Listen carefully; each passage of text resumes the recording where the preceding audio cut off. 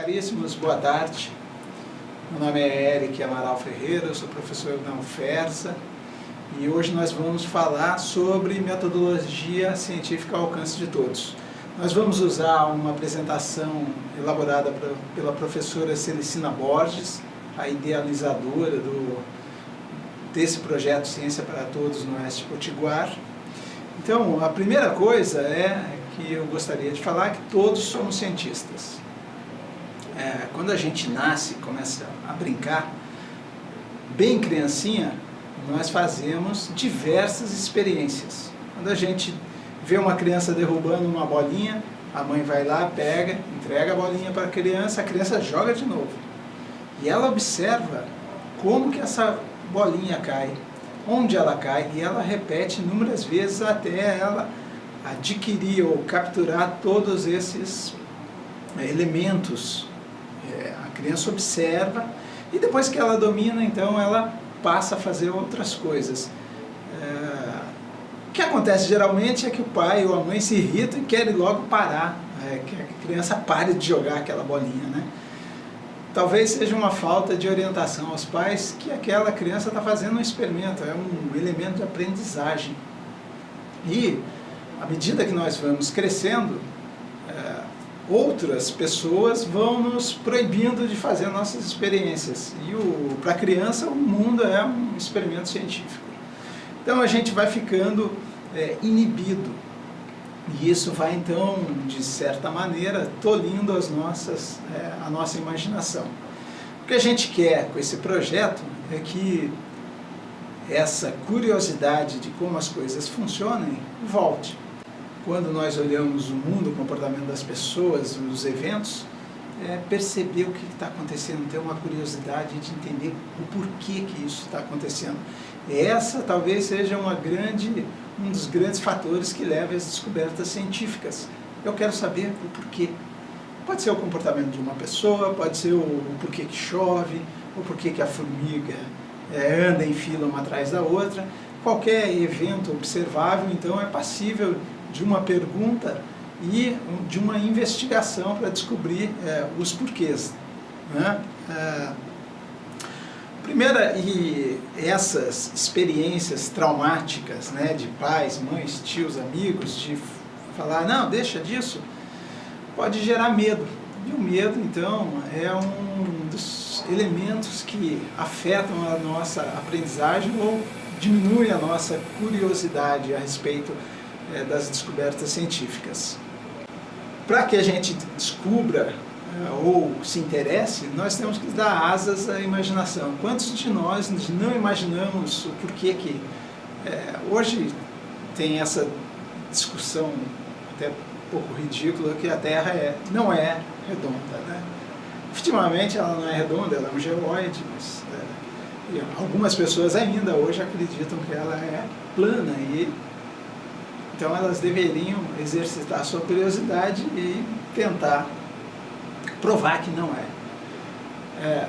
Uma outra maneira do aprendizado científico é você ler, estudar e ver até onde os outros já descobriram, não precisa acreditar em tudo, nem deve testar as ideias. Em testando, se convencendo, você vai evoluindo na pesquisa científica. Se você tem medo de soltar a imaginação e de se perguntar, isso gera bloqueios. Os bloqueios são um dos grandes inimigos da busca científica. Quanto mais bloqueios a pessoa tem, menos suscetível a achar uma solução para aquele problema. E há diversos tipos de bloqueios, né? Bloqueios de percepção, né? São obstáculos que nos impedem de entender como funciona um determinado fenômeno.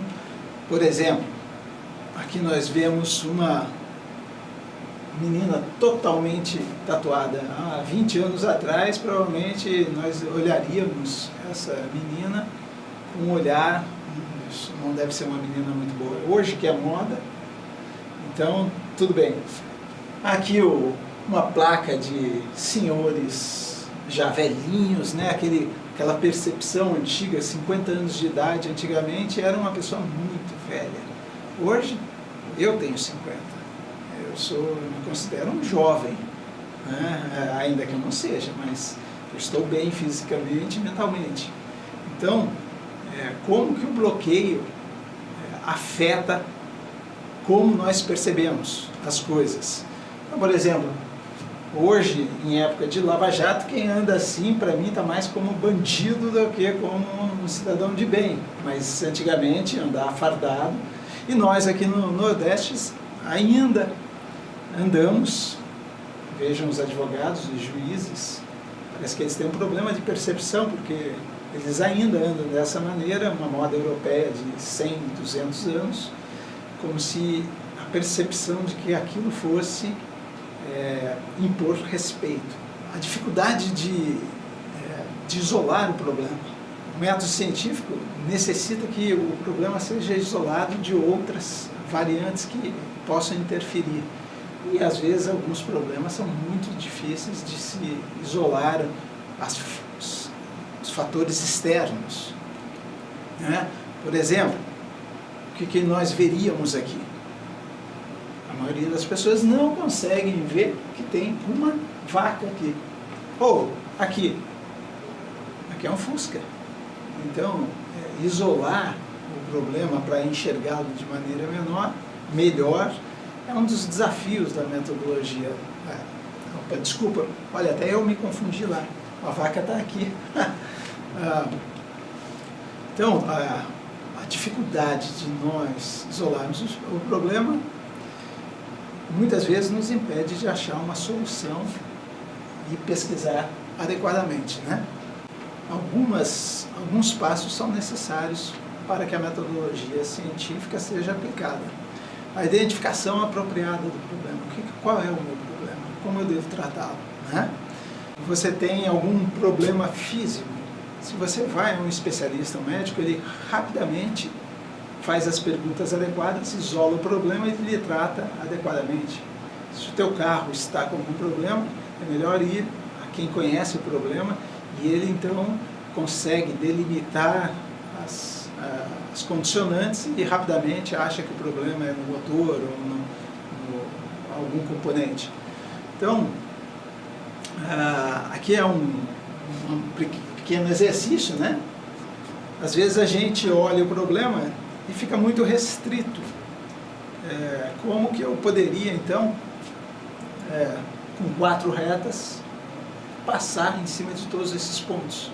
A maioria das pessoas, se você tentar resolver esse problema, você vai ter uma dificuldade imensa, porque você vai pensar de uma maneira muito restrita, enquanto que a solução, muitas vezes para os problemas, está numa maneira diferente de pensar. Então, como é que nós resolveríamos essa questão?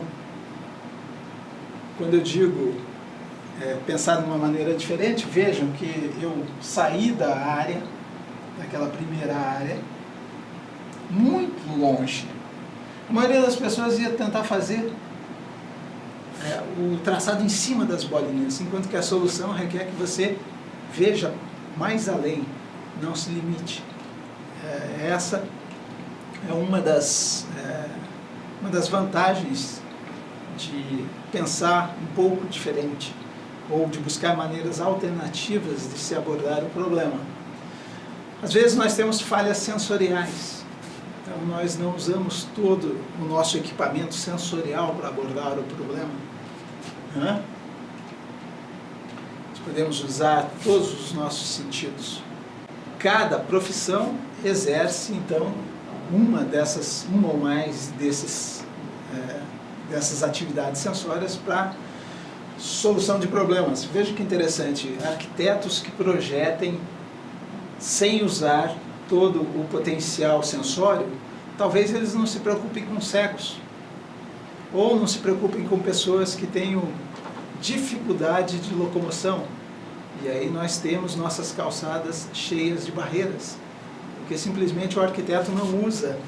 Se ele pode caminhar, ele não está usando todas as faculdades mentais e de locomoção para projetar uma casa para quem não pode ver ou para quem não pode andar. E assim, nós temos também outros tipos de bloqueios emocionais. Por exemplo, vamos voltar no caso da criança que foi sempre proibida de pensar, ou deixa disso menino, você é muito burro, enquanto que a maneira que ele estava pensando era uma maneira diferente de abordar o problema, e outras pessoas o criticavam achando que ele era burro, e ele, por algum motivo, acredita que ele não tem a capacidade de resolver aquele problema de uma maneira diferente. Então, isso vai afetar como ele vai abordar o problema, né? Medo, outro grande impedimento para se fazer ciência é o medo de correr riscos. Você vai tentar achar um problema por um caminho que talvez ninguém nunca tenha trilhado. E o risco é grande. Não há garantia que você consiga resolver o problema por essa nova tentativa, por esse caminho. Mas não tem problema. Grandes problemas foram resolvidos justamente porque ninguém havia tentado aquele caminho. Medo de respostas certas e respostas erradas. Quem vai fazer ciência dificilmente vai acertar na primeira vez. Vai tentar inúmeras vezes até achar a resposta mais adequada. Então, não ter medo do certo e do errado. Não há garantia que o seu experimento será bem sucedido ou não. Evitar ditados populares. Por exemplo, você passa pão na manteiga, a manteiga sempre vai cair, o pão vai cair com a manteiga virada para o lado onde está, você passou a manteiga, vai cair no chão. Esquece isso. Quer tentar? Passe a manteiga no pão e jogue infinitas vezes e conte. E aí você será capaz, então, de dizer se vai cair com a manteiga no chão ou não. Mas fuja dos ditados populares, né? Não se limite a eles. Alguns podem ter o seu fundo histórico de verdade, mas nem sempre são verdades. Ou, quando eles foram criados, à época deles, talvez não houvesse ciência para explicá-los, né? Ideias novas geralmente geram expectativas catastróficas. A internet vai... por exemplo, antigamente eu escutava que nós íamos acabar com o papel, tudo ia ser virtual. Nós ainda continuamos com papel, continuamos com o meio eletrônico, então nem sempre tudo é verdade. Então não precisa ter medo de ser criticado, porque você está investigando uma nova situação. Não precisa ter medo do ditado popular, ou de que todo mundo diz, não precisa ter medo da autoridade. Você vai testar ideias, né? Outra coisa, não julgar cedo demais. Isso não vai dar certo. Você vai começar alguma coisa, mas sempre tem alguém para falar, isso não vai dar certo. Mesmo que ele nunca tenha feito. Simplesmente julga cedo demais. Quem vai fazer ciência tem que tapar o ouvidinho para isso e ir à frente, né? Não ter medo de críticas, muitas vezes bloqueios culturais. Outro dia eu estava vendo um programa que os italianos fazem a pizza só com aqueles massa, tomate, queijo. Aí o japonês foi, botou um sushi dentro, fechou a pizza, assou. Para o japonês aquilo é pizza, para o italiano não é. Então, se o japonês tivesse tido medo ou um bloqueio emocional, jamais ele teria criado uma nova pizza que eu ainda não comi, mas disse que ficou deliciosa, né? Então, outra coisa que a gente é muito criticado, né? Se o garoto ou a menina está lá pensando, alguém chega, menino, para de pensar, vai trabalhar. Ele pode estar num momento de criação, de pensamento, de interrogação. Então, não ter medo de ficar um tempo parado. É o que a gente chama de ócio criativo, né? Para algumas pessoas, se você está sem fazer nada, aquilo é um crime, como se você estivesse matando o tempo. Mas você pode estar pensando e criando, ou se indagando, Não tenha medo de críticas se você estiver pensando no seu cantinho. Outra coisa muito falada pra gente, brincadeira é coisa de criança. Não tenha medo disso. A brincadeira é uma maneira de se chegar a uma solução, de se criar um pouco de criatividade. Fuja do estereotipo de que para criar uma solução é coisa séria, não tem brincadeira. Um ambiente bem-humorado é sempre muito melhor de trabalhar do que um ambiente carrancudo. Antigamente tinha que somente quem trabalha com matemática, quem é bom com números, pode fazer ciência. Isso também é um bloqueio cultural. Uma pessoa na parte de música, na parte psicológica, ele pode não ser bom de números, mas ele é bom em outras inteligências, que permite que novas descobertas sejam feitas fugindo do campo da matemática, né? Então, esses são os padrões culturais que às vezes bloqueiam o avanço de um jovem cientista. Bloqueios ambientais, né? São impostos para o nosso ambiente social e físico imediatos. Então, hoje a gente tem um problema de poluição, aquecimento global. Abre uma possibilidade de investigação científica gigantesca. Então a gente não precisa ficar com medo de investigar. Falha de cooperação entre os colegas, ciúmes, briga para ver quem é mais inteligente. Então, tente se juntar com pessoas que são colaborativas, não competitivas. Pessoas que possam agregar e lhe dar apoio na sua criação científica. Não é construtivo a crítica pela crítica por si só para diminuir a pessoa. Uma crítica produtiva que faça você pensar, reavaliar os seus métodos, muito boa. Mas se for uma crítica que você não é capaz ou que deixa disso, esquece essa pessoa, procure se afastar e ela não vai te trazer boas coisas. Problema de chefia, o chefe também nunca deixa. Olha, veja que eu estou falando de muitos condicionantes que limitam a sua investigação científica ou que acabam tolhindo a sua criatividade. Evite distrações. Muito comum hoje, quase virou uma praga, está todo mundo com WhatsApp. Talvez daqui a um tempo a gente mude um pouquinho o jeito de mexer nessa tecnologia. Ela realmente prende muito a gente. Falta de apoio para transformar ideias em ação. Pode ser que você encontre uma falta de dinheiro ou a falta de um professor que lhe oriente. Não desanime. Busque outros caminhos, né? Tente de outras maneiras. Então, tem várias maneiras de fugir desses bloqueios. Uma delas é você para você ter muitas ideias, tem um negócio que a gente chama de tempestade de ideias. Você pode se reunir com colegas e lançar um problema, perguntar o porquê, e aí cada um começa a falar ou tentar achar uma solução, que a gente chama de tempestade de ideias.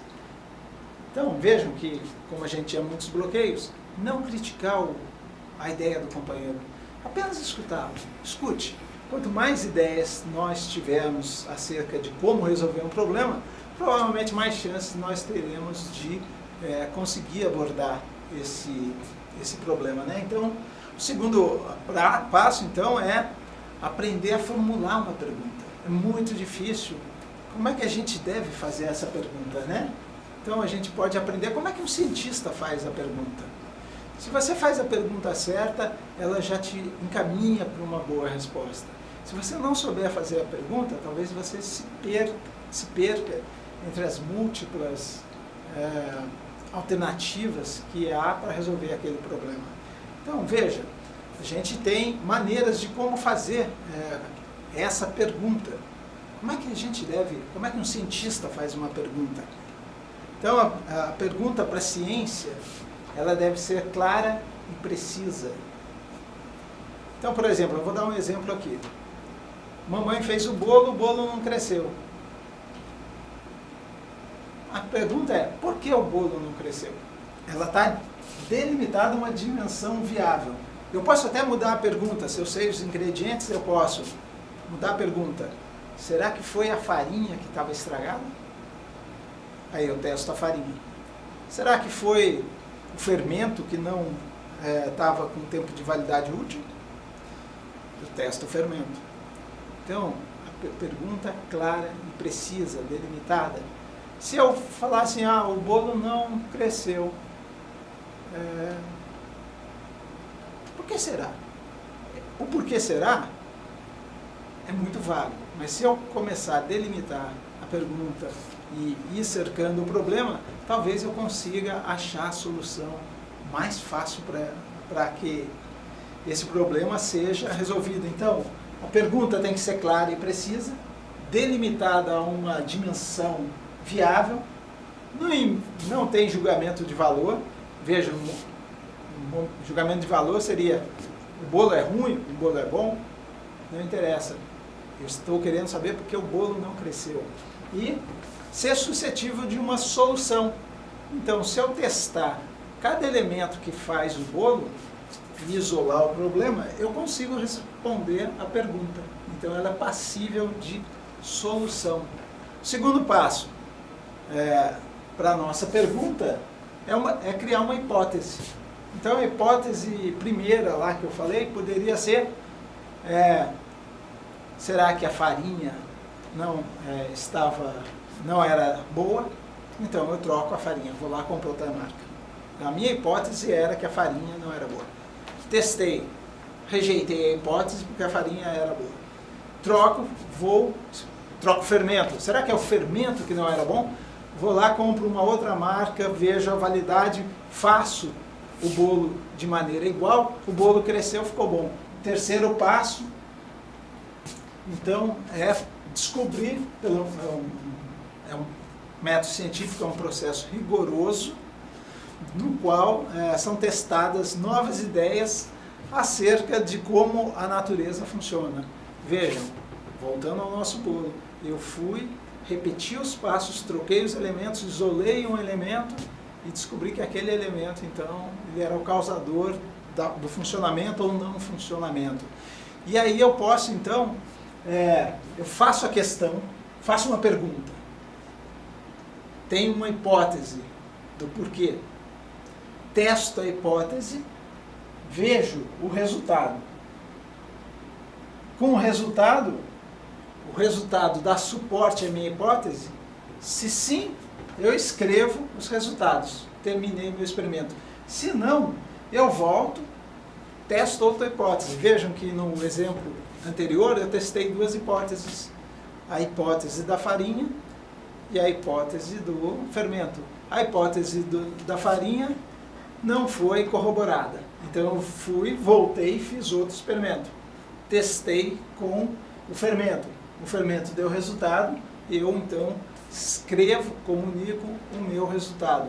Então o processo científico, basicamente, é esse processo de você fazer perguntas claras, concisas, ter um método, repetir esse método trocando ou mudando os elementos e tendo essa hipótese que você vai rejeitá-la ou aceitá-la. Se a hipótese foi aceita, nós terminamos nosso experimento científico. Se a hipótese foi negada, refutada, nós refazemos com outros elementos. Então, vejam que você, sendo aluno, 11, 12, 13, 15, 18 anos, o método científico ele é aplicado para qualquer idade das nossas vidas e ele é uma maneira eficiente de se descobrir o porquê das coisas.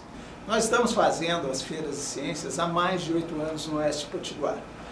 Nós já fizemos diversas divulgações em escolas e muitos dos alunos que viram o método, aplicaram, participaram das feiras, depois viram nossos alunos na universidade. Eu espero que um dia você esteja conosco nesse mundo maravilhoso.